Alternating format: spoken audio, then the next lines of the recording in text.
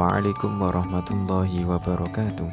Halo teman-teman sekalian, gimana kabarnya? Semoga sehat selalu dalam lindungan Allah, amin ya robbal alamin. Baik, untuk pembelajaran kali ini kita tetap berjumpa tatap mukanya lewat sini dulu ya teman-teman.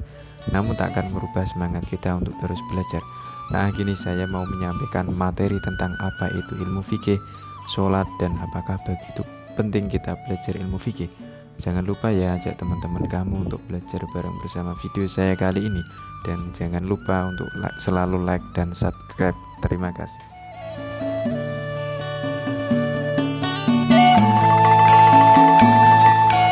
Oke, untuk poin pertama kita akan membahas tentang pengertian fikih secara bahasa. Lafal fikih dalam tasrifan ilmu shorof itu mengikuti wazan fa'ila yaf'alu fi'lan. Berarti faqiha yafqahu fikhan, sama seperti lafal fahima yafhamu fahman yang mengikuti wazan fa'ila yaf'alu fi'lan.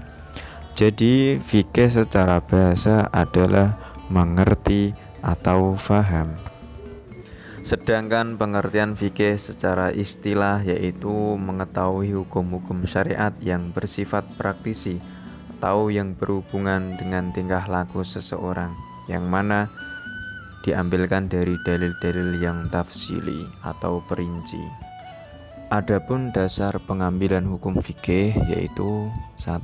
Al-Quran, 2. Hadis, 3. Ijma', 4. Qiyas. Adapun manfaat mempelajari ilmu fikih itu sendiri adalah kita menjalankan perintah Allah dan menjauhi larangan Allah. Hukum belajar ilmu fikih adalah penting sekali dan wajib baginya, karena ketika kita melaksanakan ibadah tentunya harus mengetahui tentang ibadah itu sendiri, mulai dari sholat, bahkan yang berhubungan dengan orang lain, misalnya jual beli. Mengenai tentang sholat secara bahasa adalah doa. Disebut doa karena di dalam sholat sendiri mulai dari awal sampai akhir mengandung sebuah doa. Oleh karenanya sholat menurut bahasa diartikan doa. Sedangkan sholat menurut istilah adalah perkataan pergerakan yang diawali dengan bacaan takbir dan diakhiri dengan bacaan salam. Sholat diwajibkan bagi orang mukallaf. Mukallaf meliputi Islam baligh akal.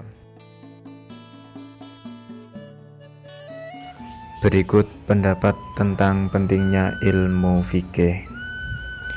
Mari kita simak pendapat Syahina Gusbah tentang pentingnya ilmu fikih. Fikih itu penting sekali. Kata Sayyid Ali yang Shahibu Simtud Durar itu, wabihi qiwamus syariah, yang bisa mengawal syariat itu hanya fikih. Fikih itu ya kalau yang paling gampang tentu kita misalnya punya Fathul Qorib, Fathul Mu'in, Fathul Wahab. Tapi yang faham betul, mesti faham itu ngelotok setengah hafal. Jangan bawa kitabnya tok, sementing sekian semester terus selesai. Itu sama-sama dosa, itu dosanya ya dosa, mahasiswanya juga dosa. Karena sudah terlanjur sarjana agama, ternyata nggak bisa, itu kan mendingan nggak sarjana agama. Itu saya tak cerita sama Kiai Roba, itu ada fatwa kiai juga wali.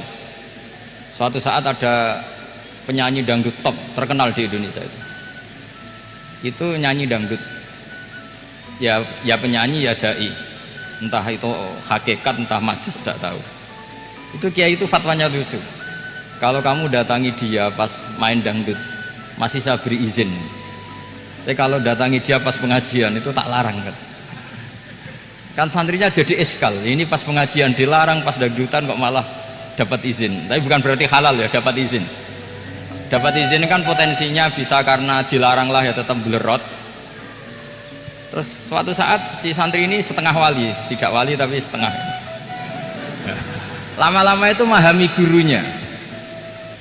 gurunya ternyata sirinya begini.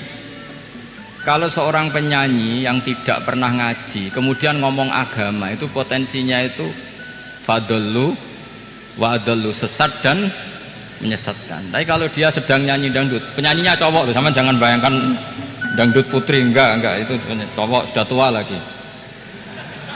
Jadi potensi halalnya ada lah maksudnya untuk, tapi tidak alat musiknya, orangnya. Tapi kalau dia nyanyi itu paling dosanya hanya nyanyi. Saya ulang lagi, murid tadi akhirnya paham kalau datangi pengajian itu artinya ikrar kalau dia seorang dai atau seorang yang layak ngomong apa?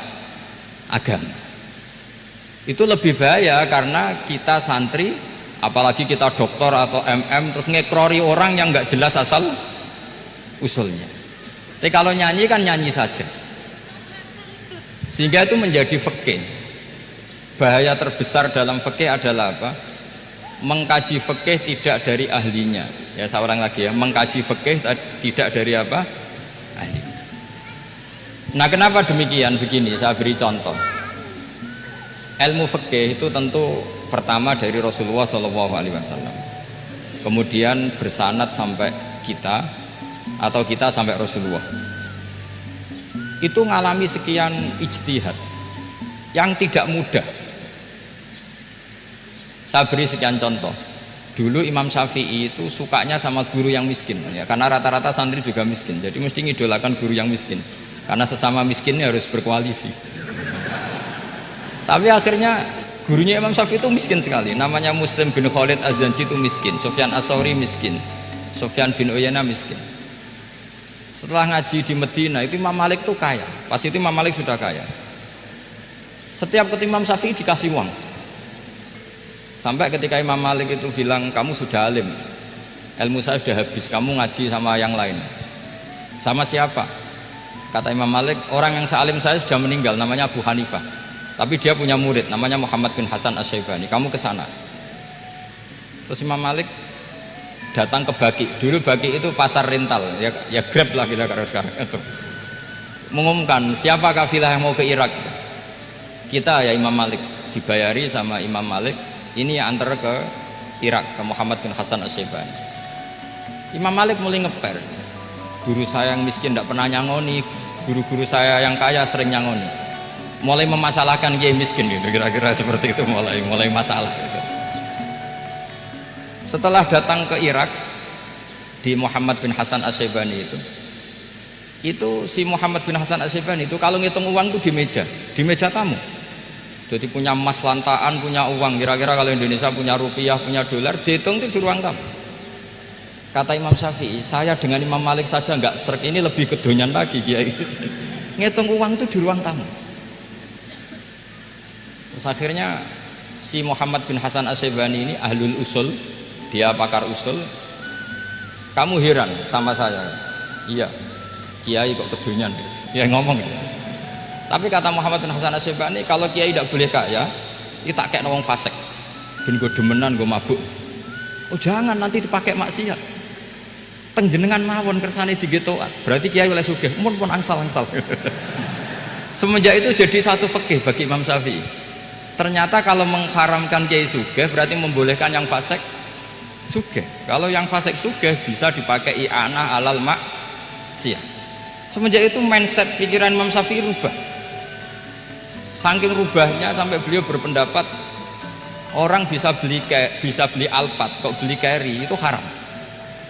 Bisa jadi bupati kayak Pak Roba, kok jadi RT haram. Pokoknya gitu. Bisa keren kayak Gus Bak, kok jadi orang pendengar haram. Pokoknya haram terus. Karena dalil beliau al-Islam ya'lu wala yula alaih. Coba sampean ridho misalnya jadi orang Gresik dipimpin orang yang nggak sholat, ridho ndak? Ndak. Atau sholat tapi nggak bisa ngaji, ridho ndak? Ketika yang bisa ngaji berpotensi jadi bupati, terus keterusan.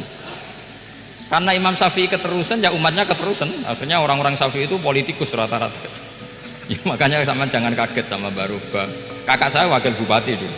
Putranya Mbah Mun ada yang wakil apa? Gubernur. Dulu Gus Wahid yang menteri agama.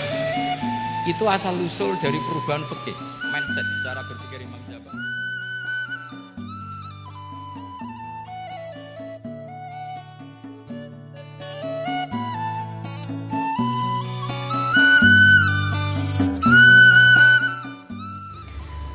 Sekian video dari kami, semoga bermanfaat untuk teman-teman sekalian. Jangan lupa saksikan terus video-video dari kami. Sekian, terima kasih.